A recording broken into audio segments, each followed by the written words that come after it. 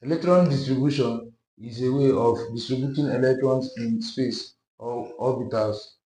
Please subscribe to this YouTube channel.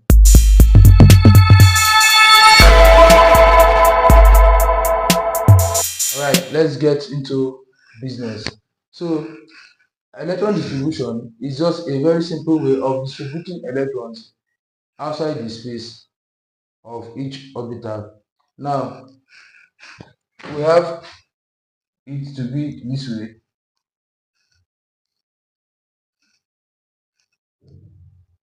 So, in this tutorial, I'm going to be teaching you the old configuration and new configuration, which the old configuration we're going to be dealing with K, L, M, N system, and the new configuration will be dealing with S, P, D, F system of configuration. So leveling this, we're going to say K, L, M, N. So the first orbital is your K orbital in the old configuration.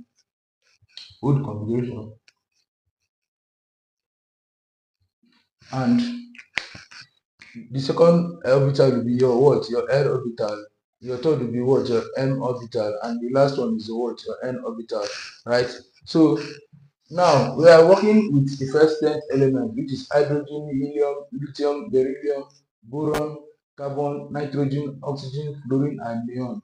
So for us to get the configuration of this, now in your K shell, your K can only contain 2 electrons. Your L can only contain 8, M can only contain 8, and then N can only contain what? 8 electrons. So hydrogen is the first element on the periodic table. So for us to write the configuration of that, hydrogen falls under the K shell, which you have it to be like this. So you have only one what? Electron. So which means you're going to have what? 1 here. The next is what? Helium. Helium has what? 2 electrons. So we are going to have it to be what? 2 electrons. Right? The next one is what? Is lithium. Now lithium has what? 3 electrons. Now remember here I said that it can only the K shell can only contain what? 2. So since lithium is 3, the next electron will move to what? To the L orbital, to the L shell. So over here you have what? 1 electron. So which means this is what? 2, 1. So over here you have it to be what? 2, 1. Next is beryllium. So you have 1, 2, 3, 4, making it what? 2. Then outside here you have what? 2, right? So you have what? 2, 2. So the next electron is what?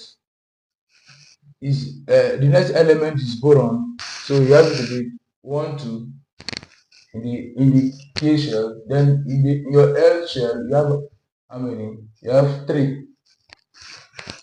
So the next element is what? Is carbon, right? Which we have it to be what? To be 4, right? So over here you have your carbon to be what? 2 and what? 4. 2 from the K shell, 4 from the what? From the L shell, as you all can see. So the next one is what? Nitrogen, right? So nitrogen now is having what? 2, 5, right? So the next one is what? Oxygen, 1, 2, 3, 4, 5, 6, 7, 8. Oxygen is 8. So over here we have what? 2 from the L shell, and then 1, 2, 3, 4, 5, 6, 6 from the what? From the 2 from the K shell and 6 from the L shell. So the next one is what? Is fluorine. So we have it to be here. Then you have your 2 from the K shell and 7 from the where? From the L shell. The next is what? Is your neon. Now over here you have it to be what? 2, 8. So in this case your L shell is complete. Your L shell is complete. Now over here you have what 1, 2, 3, 4, 5, 6, 7, 8. Now once you have an element that is having 8, that becomes what? And this becomes what? An octet what? Structure. This becomes what? An octet structure, which means neon at this point is very stable. Neon is very stable, and then the oxidation state of neon here will be 0. The oxidation state of neon gas is what? Is 0. Now your neon is what? Is what?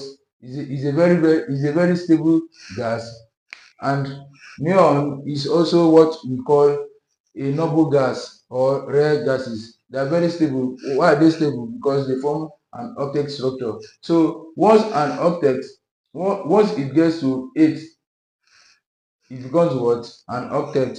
So like your argon, your krypton, those are what? Those are noble gases, right? So now the next thing that I want to work on. So we are done with the old configuration. So this is the old configuration, which we have it to be this, which is the KLMN system.